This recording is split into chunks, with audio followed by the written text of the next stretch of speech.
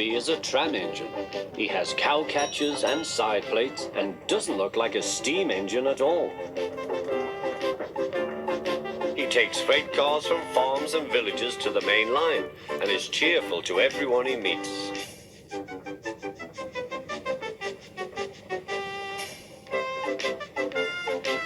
He has a coach called Henrietta, who has seen better days. It's not fair at all, she grumbles, remembering she used to be full and 9 cars would rattle behind her.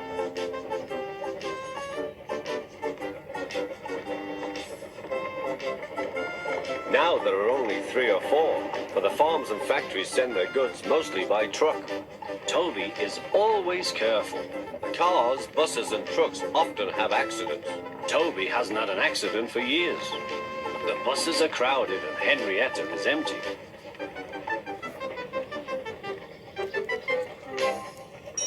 A lady and a stout gentleman stood on Toby's platform. He was, of course, their Topham Hatt, but Toby didn't know this yet. "Come on, grandfather," cried the children. "Do look at this engine."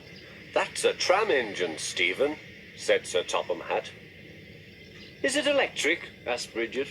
"Whoosh!" hissed Toby. "Shh, shh," said her brother. "You've offended him." "But trams are electric, aren't they?" "They are mostly, but this is a steam tram." "May we go in it, grandfather? Please?" "Stop," said Sir Topham Hatt to the conductor. They all scrambled into Henrietta. "Hip, hip, hooray!" chanted Henrietta. But Toby did not sing. "Electric indeed! Electric indeed!" he snorted.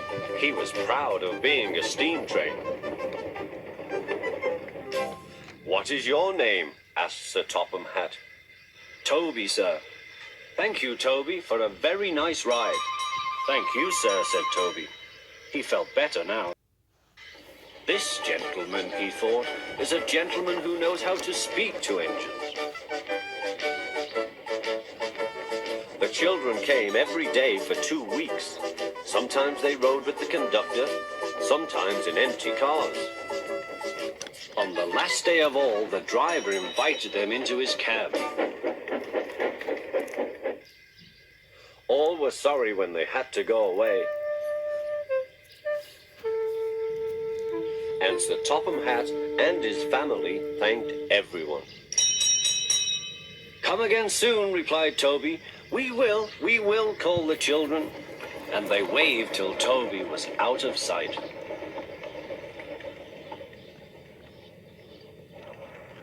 The months passed.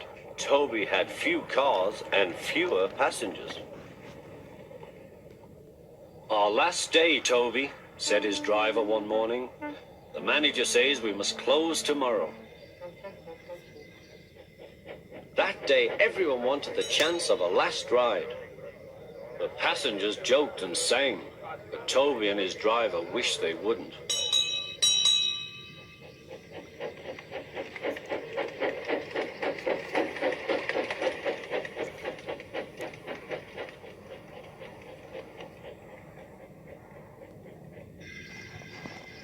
"Goodbye, Toby," said the passengers afterwards. "We are sorry your line is closing down." "So am I," said Toby.